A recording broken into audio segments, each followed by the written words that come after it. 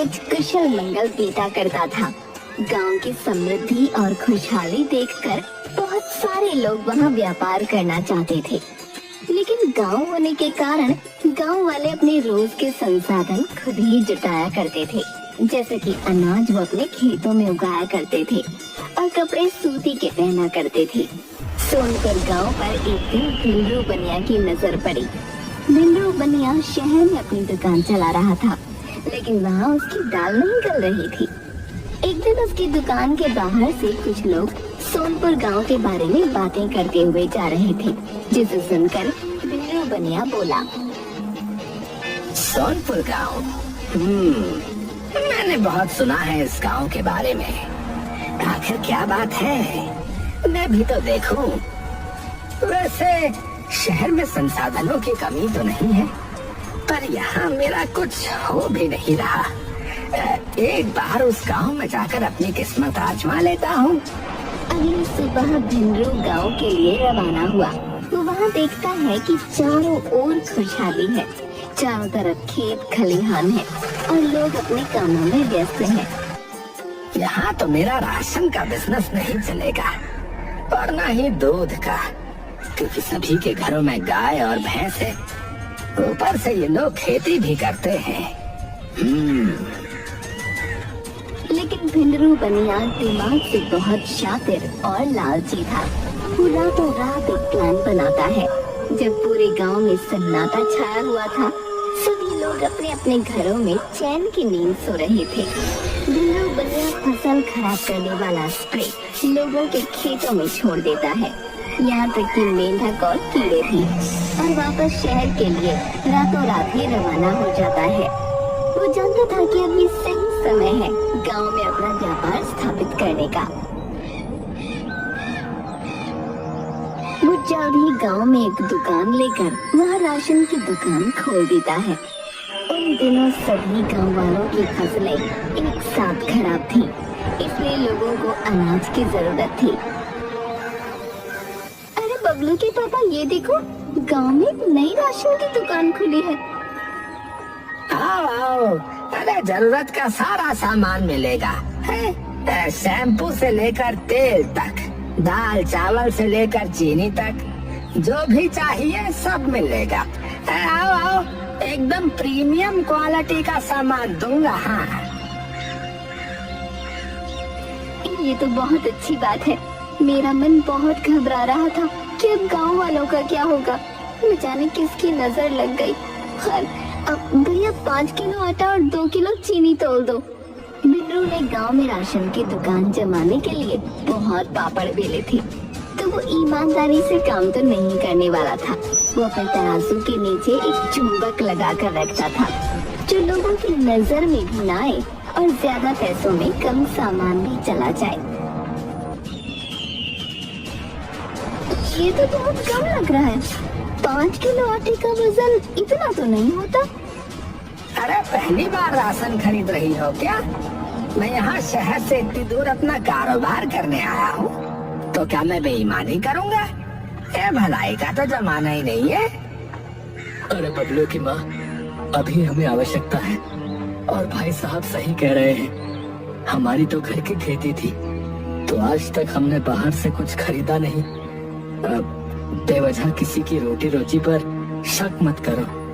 इन्हें पैसे दे दो और चलो घर चलते हैं। और ऐसे ही भिंडरू बनिया खूब कमाई करने लगा। कुछ दिनों बाद अब उसने अपनी दुकान पर काम करने के लिए कुछ छोटे बच्चों को भी रख लिया था। सुन, तू काम पर जल्दी आ जाया कर। कल से अगर तू 5 मिनट भी लेट आया ना, तो तेरी तनख्वाह नहीं दूंगा, बता रहा हूँ। अब जल्दी आकर काम पर लग, ग्राहक आते ही होंगे, समझा? देखते ही देखते भिंडरू ने अपना कारोबार गांव में जमा लिया। अब दिन ब दिन वो और लालची होता जा रहा था। जैसे ही लोगों के खेत फिर से हरे भरे होने वाले थे, वो फिर से खेतों में जाकर दवाई और कीड़े छोड़ दिया करता था, जिससे फसल तबाह हो जाती थी और लोगों को अपनी खेती छोड़कर भिंडरू बनिया से ही सामान खरीदना पड़ता था। भिंडरू बनिया अपनी दुकान पर एक्सपायर शैम्पू और मसाले रखता था। एक दिन गांव की पंचायत में लोगों की फसलों के बारे में सवाल उठे। मुखिया जी, अगर ऐसा ही चलता रहा तो हम सब भूखे मर जाएंगे। हम अपने खेतों में खेती करके अनाज को शहरों तक पहुंचाकर पैसे कमाया करते थे, लेकिन कुछ समय से जो है खेतों की फसलें अपने आप न जाने कैसे खराब हो रही हैं। ये कोई प्राकृतिक आपदा लगती है। लगता है टिड्डियों का समूह लौट आया है। अरे मुखिया जी, अगर ऐसा होता तो फिर हमें भी तो नजर आती। वो टिड्डियां जो है कोई जादूगरनी तो है नहीं जो रातों रात आए और जो है दिन में गायब भी हो जाए। अगर इसका कोई समाधान नहीं निकला ना मुखिया जी, तो बता रहे हम सब रोड पर आ जाएंगे। मेरे बीवी बच्चे भूखे मर जाएंगे। वो तो भिंडरो बनिया की दुकान की वजह से अनाज की उतनी तंगी नहीं है, लेकिन आगे चलकर भारी मुसीबत हो सकती है। इससे पहले भोले की दुकान के बारे में कोई और बात हो पाए, भिंडरू बड़ी ही चालाकी से फटाफट बात के बीच में कूदा। अरे भाई साहब, मैं आप लोगों की सेवा करने ही तो आया हूँ। अरे जब तक मुझसे हो सकेगा मैं आपकी सेवा करूँगा, आप चिंता मत कीजिए। हैं लेकिन भिंडरू, हमारे गांव में तुमने जब दुकान खोली ठीक उसी समय फसलें भी बर्बाद हुई थी। क्या तुम्हें कोई सपना आया था? अरे अब वो अरे मुखिया जी, ये तो बस इत्तेफाक था। भगवान का कोई उपकार ही समझिए। रही बात फसलों की, थोड़े समय तक खेती करना बंद कर दीजिए। अभी समय खराब है, कुछ समय बाद फिर से खेती करना शुरू कर देना है। भिंडरू ने अपनी मीठी मीठी बातों में सभी गांव वालों को राजी कर लिया।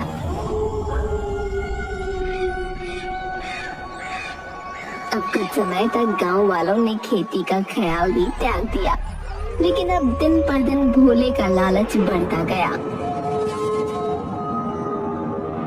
अरे सुबह होने में अभी 2 घंटे बाकी है।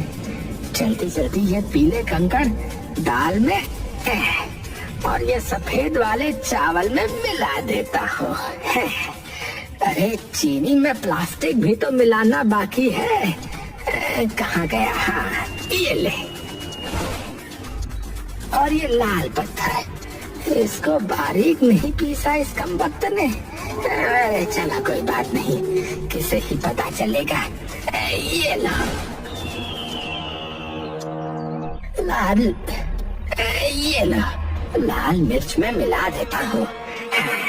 हो गया काम। भिंडरू को ये काम करते करते सुबह हो गई। तभी उसकी दुकान के दरवाजे पर दस्तक हुई। मालिक, दरवाजा खोलिए, मैं आ गया। भिंडरू हड़बड़ी में दरवाजा खोलता है। अरे तेरी टाइमिंग हमेशा ही खराब है। चल जल्दी से अंदर आ। बिरजू भी अपने काम में लग गया। थोड़ी देर बाद बिरजू बहुत हड़बड़ाते हुए भिंडरू से बोला, मालिक, मेरी माँ बहुत बीमार है। इलाज के लिए 20,000 रुपए का होना बहुत जरूरी है, और आपने 3 महीने से मेरी तनख्वाह भी नहीं दी है। तो क्या मुझे 3 महीने की तनख्वाह के साथ थोड़े पैसे एडवांस मिल सकते हैं? क्या कहा? एडवांस? एडवांस तनख्वाह चाहिए तुझे? अरे तेरी 3 महीने की तनख्वाह में से बहुत पैसे कटने वाले हैं रे। कोई भी काम तूने ठीक से नहीं किया। हमेशा कस्टमर दरवाजे पे खड़े रहते हैं, लेकिन तेरे हाथ बहुत धीरे चलते हैं। लेकिन आपकी दुकान में काम बहुत ज्यादा है और करने वाला मैं अकेला। आप तनख्वाह भी समय पर नहीं देते। मैं बहुत गरीब हूँ मालिक, और मेरी माँ भी बीमार है। ऐसा मत करो मेरे साथ। लगता है तेरी जुबान बहुत चल रही है। अभी ठिकाने लगाता हूँ। ऐसा कहकर भिंडरू उस बच्चे को बहुत मारता है और उसे धक्के मारकर अपनी दुकान से बाहर फेंक देता है। अब निकल जा यहाँ से और लौट कर कभी मत आना है। नहीं दूंगा मैं तेरे कोई पैसे वैसे। काम का ना काज का, दुश्मन अनाज का है। मम्मी ने उस बच्चे को काम से निकाल दिया और उसके पैसे भी नहीं दिए। वो बच्चा बेचारा पेड़ के नीचे बैठकर बहुत रो रहा था। तभी पास से गुजरती हुई एक मास्टरनी उसके पास आई। बेटा तुम रो क्यों रहे हो और यहाँ अकेले क्यों बैठे हो? क्या बात है, घर कहाँ है तुम्हारा? अब मैं किस मुंह से घर जाऊंगा, मुझे समझ ही नहीं आ रहा। भिंडरू मालिक ने मुझे मेरे काम के पैसे भी नहीं दिए और मुझे काम से भी निकाल दिया और मुझे बहुत मारा। मेरी माँ बहुत बीमार है, मैं उनकी दवाइयाँ कहाँ से लाऊं? तुम इतनी कम उम्र में काम कर रहे थे, ये तो बाल मजदूरी हुई और ऊपर से तुम्हारा शोषण भी हुआ है। तुम अभी मेरे साथ पुलिस स्टेशन चलो बेटा, वहाँ तुम इंस्पेक्टर को सब बताना, वो तुम्हें तुम्हारा हक जरूर दिलवाएंगे। ऐसा कहकर वो टीचर बिरजू को पुलिस स्टेशन ले गई और वहाँ इंस्पेक्टर से कहने लगी, इंस्पेक्टर साहब, ये बच्चा, इसकी उम्र अभी 14 साल भी नहीं है और भिंडरू बनिया ने इसे अपनी दुकान पर काम में रखा हुआ था। भिंडरू बनिया ने इसे 3 महीने की तनख्वाह भी नहीं दी और ऊपर से इसे बहुत मारा भी। आपको उसके खिलाफ एक्शन लेना ही होगा। अरे आपको क्या लगता है कि आप थोड़ा बहुत पढ़ लिख कर पुलिस स्टेशन चली आओगी और यहाँ पुलिस हाथ में चूना लेकर आपकी कंप्लेंट का इंतजार करेगी? इस स्टेशन में और भी बहुत भारी मुद्दे हैं संभालने को। अगर इन्हीं छोटे मोटे मुद्दों के पीछे भागते रहे तब तो हो गया काम। कैसे इंस्पेक्टर हो आप? कानून का काम होता है जनता की रक्षा करना, लेकिन आपका इंस्पेक्टर के नाम पर कलंक हो। अरे अब जाओ बहन, तुम्हारे जैसे बहुत आते हैं यहाँ पर। टीचर बिरजू को दिलासा देते हुए स्टेशन से बाहर निकली कि तभी उसी समय पुलिस चौकी में एक औरत अपने पति के साथ चिल्लाते हुए दाखिल हुई। इंस्पेक्टर साहब, मेरा बेटा आज अस्पताल में एडमिट है। सिर्फ उस भिंडरू की वजह से हम उसकी दुकान पर भी विरोध करने गए थे साहब, लेकिन उसने मुस्टंडों को दुकान के बाहर खड़ा कर दिया है। अब आप हमारी आखिरी उम्मीद हो। अरे आज क्या हो गया है? अगर तुम्हारा बेटा बीमार है तो ये कोई अस्पताल तो है नहीं, ना मैं तुम्हें कोई दवाइयाँ दे सकता हूँ। वो बीमार है तो उसके बीमार होने की बहुत सी वजहें हो सकती हैं। तुम्हें कैसे पता कि भिंडरू बनिया की वजह से तुम्हारा बेटा बीमार हुआ? इंस्पेक्टर साहब, उसके अनाज में कंकड़ होता है और मसाले में जो है सिर्फ रंग, जो सेहत के लिए बहुत ही हानिकारक है। हमारे बेटे की तरह और लोग भी बीमार ना हो, इसीलिए हम यहाँ कंप्लेंट लिखवाने आए हैं। इतने में ही कुछ और गांव वाले पीछे से भिंडरू के खिलाफ आवाज उठाने लगे। लोगों की भीड़ देखकर इंस्पेक्टर को अब भिंडरू बनिया की दुकान पर जाना ही पड़ा। अरे साहब, आइए आइए, बैठिए बैठिए साहब। मुझे तुम्हारे खिलाफ बहुत सी कंप्लेन आई हैं। भिंडरू क्या है तुम्हारी दुकान में? अरे साहब, अरे साहब, इतनी जल्दीबाजी क्या है? यहाँ आइए ना कोने में, यहाँ बात करते हैं। आइए आइए। भिंडरू अपनी दुकान के अंदर ले जाकर इंस्पेक्टर को रिश्वत दे देता है। इतनी सेवा पानी ठीक है या कुछ और खातिर करूँ आपकी साहब जी? आज तो मैं अकेले आया हूँ, लेकिन अगली बार कंप्लेंट मिली तो मेरी पूरी टीम आएगी। अरे नहीं नहीं नहीं, आगे से आपको कोई कंप्लेंट नहीं मिलेगी। इंस्पेक्टर के जाने के बाद भिंडरू ने चैन की सांस ली। अरे वैसे भी इस गांव से मुझे जितना मिलना था मिल गया है, अब अपना ठिकाना बदलना होगा। आज तो बच गए, लेकिन ये गांव वाले भी मेरा कुछ नहीं उखाड़ सकते। उनके पास मुझसे सामान लेने के अलावा और कोई रास्ता भी तो नहीं। इंस्पेक्टर जब पुलिस चौकी पहुंचा तो उसने लोगों को वहां से जाने के लिए कहा। देखिए, भिंडरू बनिया की दुकान का इंस्पेक्शन हो चुका है। वहाँ पर कुछ भी ऐसा नहीं मिला जिससे कोई परेशानी खड़ी हो। जाइए यहाँ से, वरना मुझे फोर्स को बुलाना पड़ेगा। इसके बाद कुछ पुलिस वालों ने मिलकर भीड़ को भगा दिया अपने बढ़ते लालच की वजह से अब भिंडरू दुकानदार अपने अनाज में 4 गुना अधिक मिलावट करने लगा था। ऐसा लगता था मानो आधे से ज्यादा कंकर हो और 1/4 अनाज। ऐसे ही कुछ दिन बीत गए।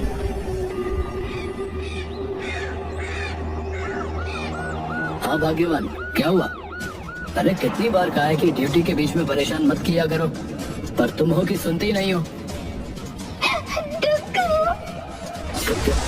क्या हुआ डुगू?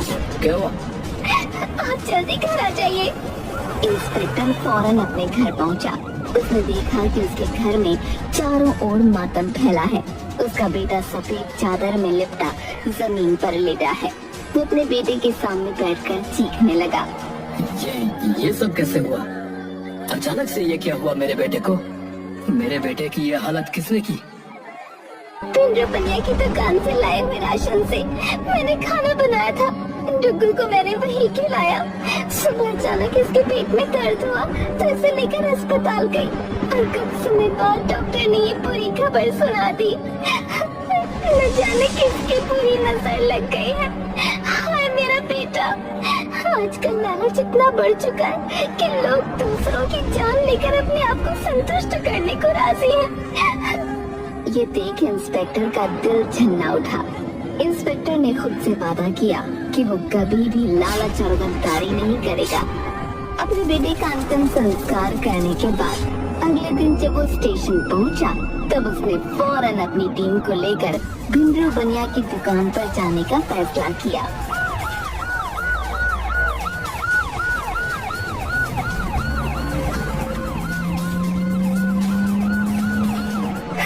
मालिक, आप आज फिर से आ गए। पिछली बार माल पानी कम पड़ गया था क्या? वैसे कोई बात नहीं, कोई बात नहीं। आइए आइए। अरे आज तो पूरी फोर्स लेकर आए हैं साहब। तुम्हारी दुकान की तलाशी लेने आए हैं। हमारे पास वारंट है। भिंडरू हड़बड़ा गया। अरे पिछली बार तो आपको तलाशी करवाई थी इंस्पेक्टर साहब। आपने देखा तो था कि अंदर कुछ नहीं है। आप आइए ना, कोने में बात करते हैं। आइए ना। मुझे रिश्वत देने की कोशिश कर रहे हो? एक धारा और लगवा कर तुम्हारी सजा बढ़ा दूंगा। बहुत शिकायतें हैं तुम्हारे खिलाफ। अब तुम और बुरा नहीं कर सकते। अरे साहब, अरे मेरी बात सुनिए। अरे आप इस तरह से अंदर नहीं जा सकते। अरे अरे मैं कह रहा हूँ ना। अरे पुलिस फोर्स भिंडरू की दुकान में घुस गई और तलाशी लेने लगी। साहब, चावल में तो सिर्फ कंकड़ है। लाल मिर्च में सिर्फ पिसी हुई ईंट की सुगंध आ रही है। साहब, तराजू के नीचे चुंबक भी मिला है। हाँ तो भिंडरू बनिया, तुम्हारे भोलेपन में तो मिलावट निकली। चलो गाड़ी में बैठो। अरे अरे साहब, ये सब मैंने नहीं किया। मैं सच कहता हूँ, मेरे पास जो बिरजू काम करता था उसने किया होगा ये सब। वैसे भी वो पैसे भी चुराया करता था। वेरी गुड, तुमने अपने मुंह से कबूला है। अब तो तुम पर बाल मजदूरी और शोषण का भी चार्ज लगेगा। अरे भाई हवलदार, गाड़ी में बिठाओ इसे और इसके हाथों के साथ साथ इसके मुंह पर भी ताला लगाओ। बहुत मुंह चलाता है ये।